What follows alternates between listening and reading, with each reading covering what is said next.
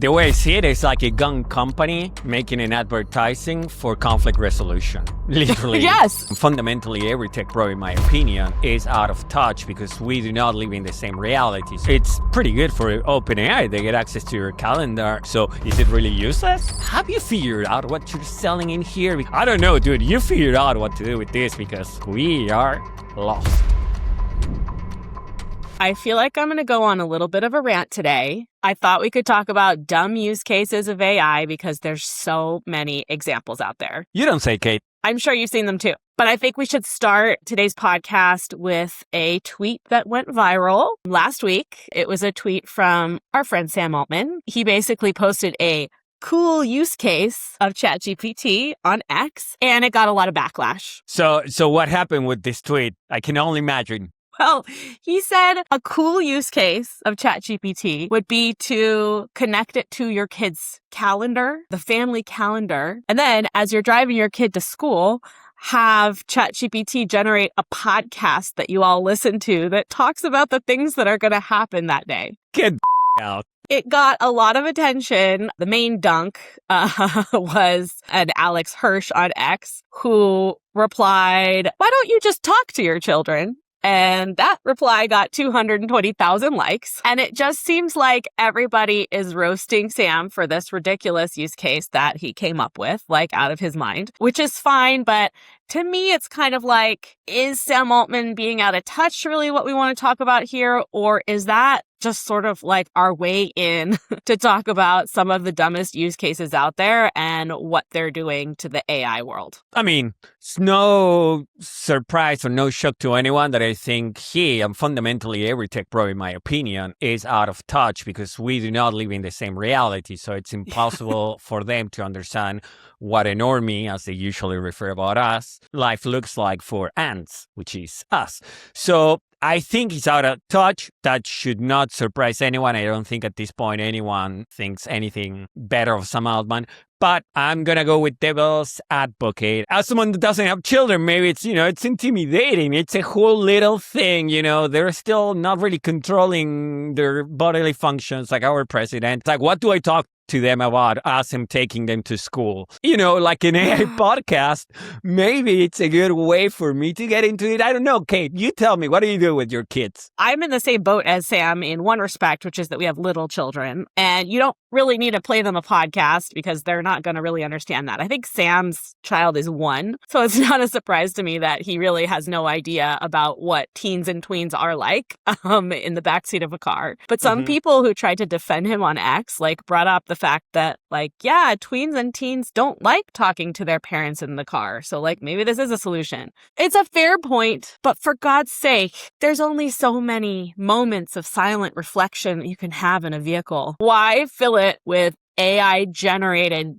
endless chatter about what's happening that day? Still a useless use case, in my opinion. Let me interject there, Kate, because, it's pretty good for OpenAI. They get access to your calendar and they learn about frequent interactions between families. So is it really useless? For whom? Okay, maybe not for them, but I think for that family. And I think that whoever that child is that you're making a podcast for is going to just feel a whole lot of cringe as a result. Here's my rant. Cool use case of ChatGPT is now a whole genre of stuff. It's a whole genre of things that people post on the internet or talk about in podcasts like this. And in my opinion, and I want to know what you think, but I think this is a broken genre. And I think the tell is the output. How many times did you actually do this? Did you try it once because you were like, let's check it out, and then never did it again? Because it's probably a novelty. That use case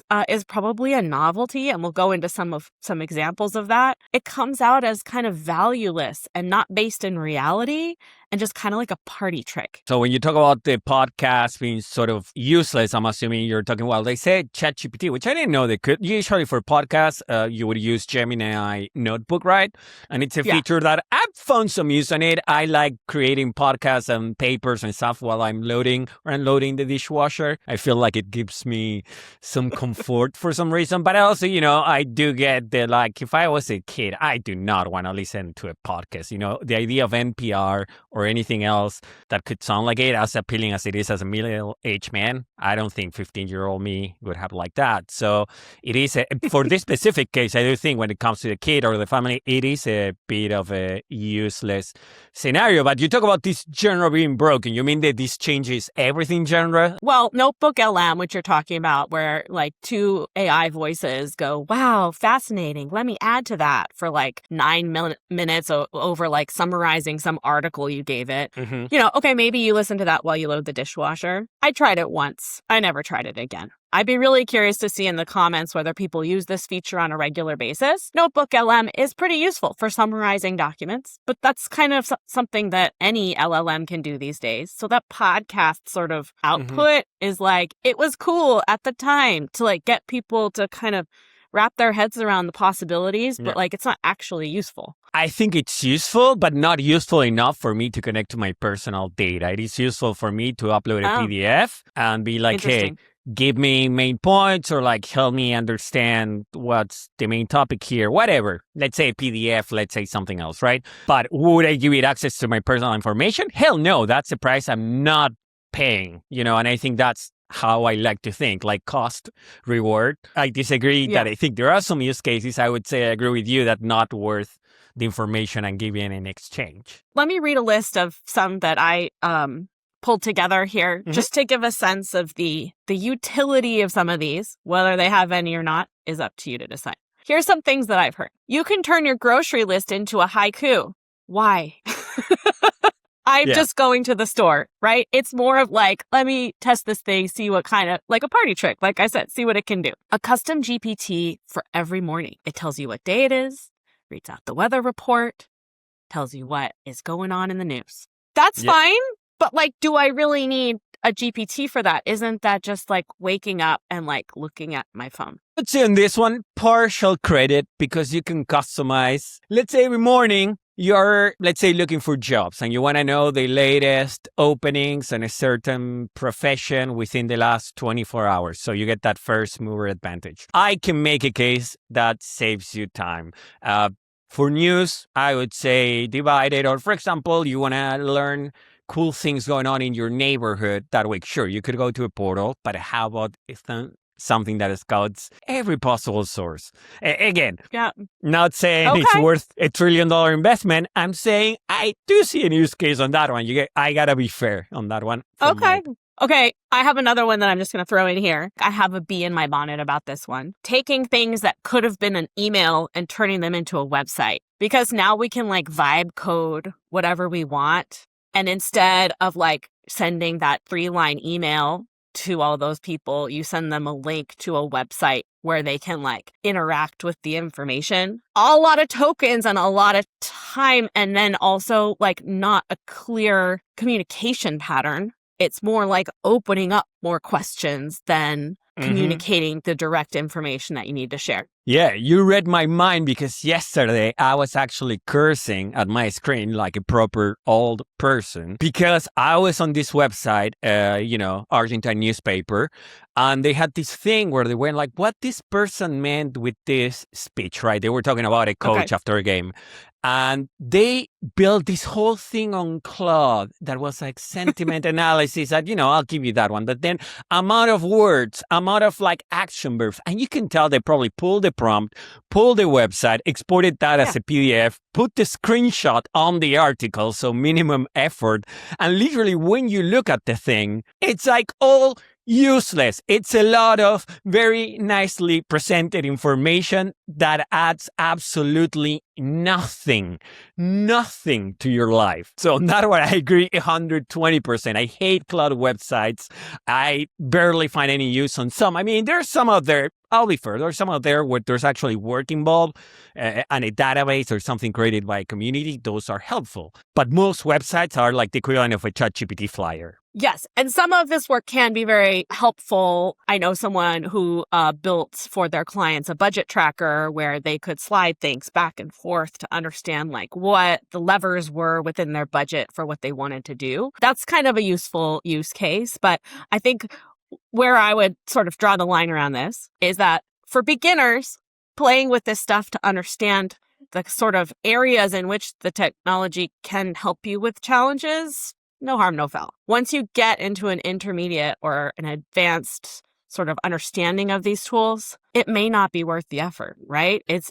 You should use them to create focused and useful work as opposed to, let me just like, for shits and giggles, turn my grocery list into a haiku.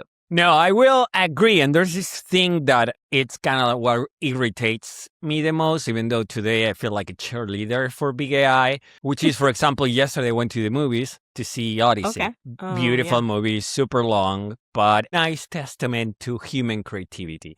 But Yeah. before the movie started, I saw this cringe, awful, enraging ad by Anthropic called There's Hope in Hard Questions, right? Which starts Okay. super dystopian. Things are on fire, all the bad things AI Ooh. could do. And then it's like, but what if I could use AI to build community? Which feel like, how about you like knock on your fucking neighbor's door and say hi? Maybe you don't need an Anthropic subscription for that. And it's sort of like things like that. We'll link it on the description, right? And even Sam Altman, and we're going to show the tweet on screen, made fun of it. He said, and I'm sickened by myself today, but it's a really good dig because he said, I thought this was satire. Kept looking for the handle to be misspelled or something. And he's right. Literally, it feels like if Saturday Night Live made an ad about AI, this is how it looks like. But then they're all doing the same thing because you got OpenAI pulling the same BS, with the human craft. They all shoot their ads in 35 millimeters. Yeah.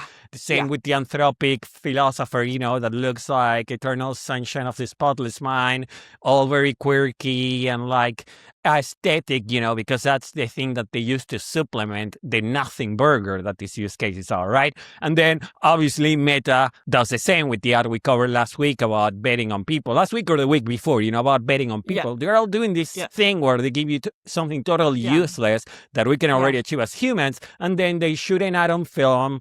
They put some David Bowie's on, so they show you that they're hip, super cringy. It's the social media playbook. These are the same ads that like Meta was running for Facebook and Instagram. And there's a lot of debate as to whether this is the next step of like the social media revolution and whether these products take us even one step further away from our humanity. So it's really like, it's kind of ironic from all angles. The way I see it is like a gun company making an advertising for conflict resolution. Literally. Yes. Same thing, Sure. Will it solve the conflict? Absolutely. Is this the best solution? Probably not, I would say. Not. Now, before we move on, I do want to ask our community, because we're featuring all the comments every Wednesday on our feed, which is, what's the cringiest AI use case? Have you heard of any of these changes everything use cases? I want to see all the ridiculous ones on the comments. Please let us know, because we cannot get enough of this.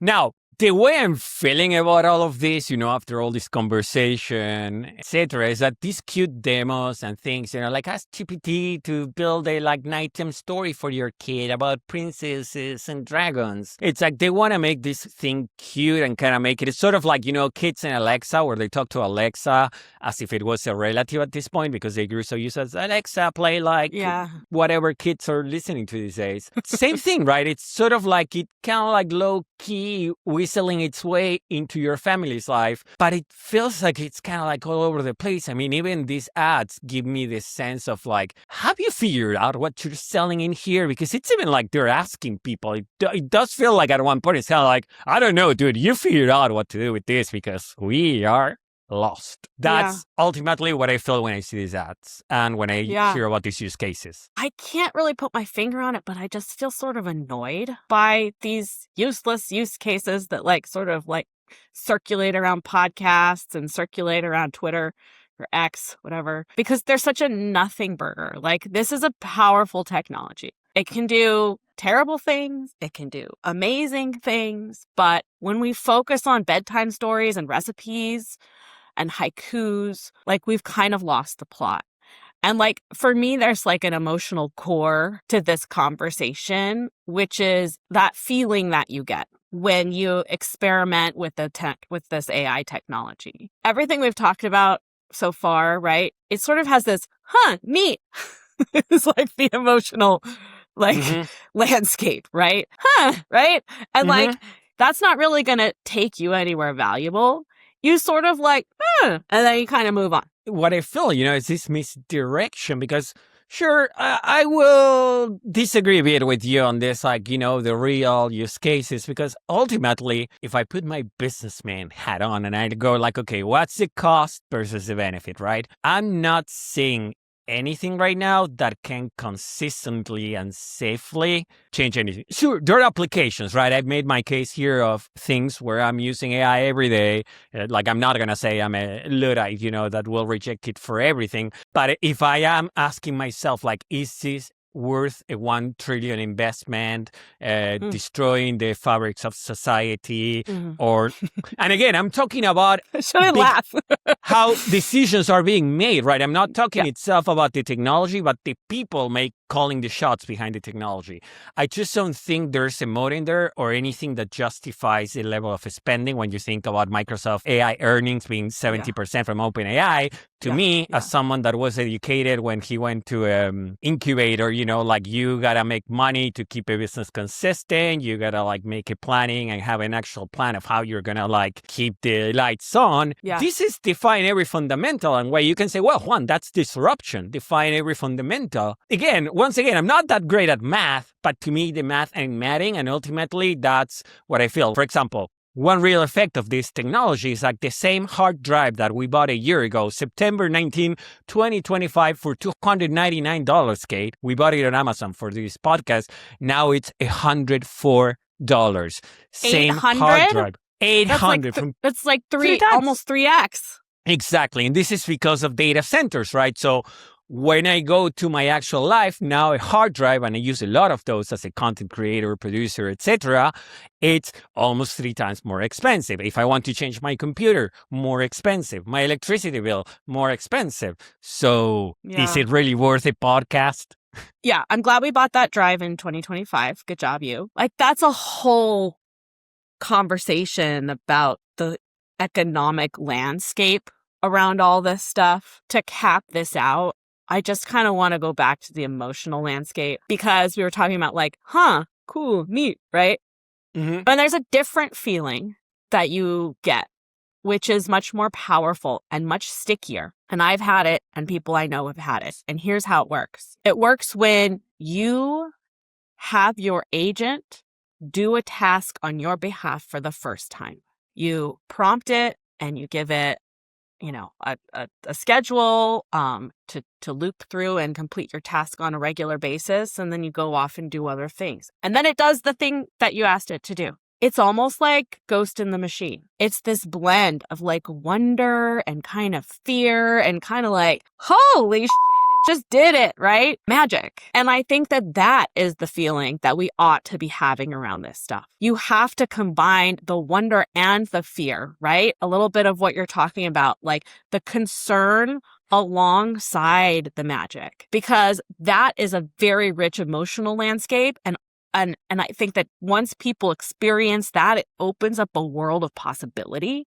Making a haiku out of your shopping list is not going to get you there. And I would love for people to start looking for ways to communicate some of the higher order capabilities so that people can really get there and understand them. That's my soapbox for today. No, I mean, it's understandable. I see where you're coming from. I cannot help but think as someone that also works as a project manager, risk. And I'm do I want my mom using agents, giving it access to her calendar, her email, her credit card information? Hell no. I do think the potential is there, but we need a lot of education, because the same potential we have for good. And when someone that is educated, and knows how to take some informed risks like you or me, we can leverage the technology. Now, when we're selling that to people whose job is not to learn this for a living, right? And to stay up to date and who have to worry about bills and a lot going on.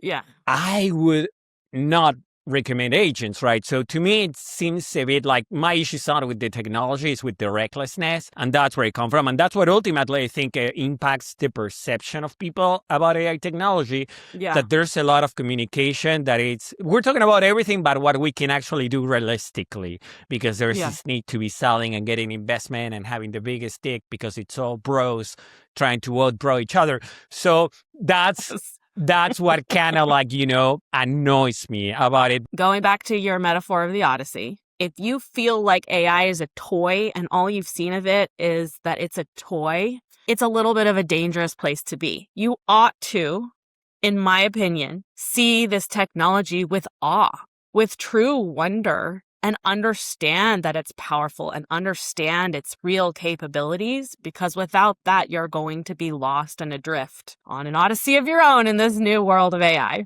I feel different. I feel we have potential here, but because of the narrative and the people in charge, I'm quite concerned about how sustainable that's going to be. And I'm trying to be as business friendly as possible here with how I comment this. But what I want to share now, it's a universally hated use case of AI, which is hiring platforms. And for example, we got a video on the case of Workday AI and the possible bias against anyone over 40 applying for a job. So if you like learning about how AI is disrupting your everyday life and your capability to make money, for better or worse, that episode is definitely going to have something interesting. As usual, we'll see you next week. This is Slop. Subscribe, like, leave comments. The algorithm loves that. We'll see you in a week. We love you. Goodbye.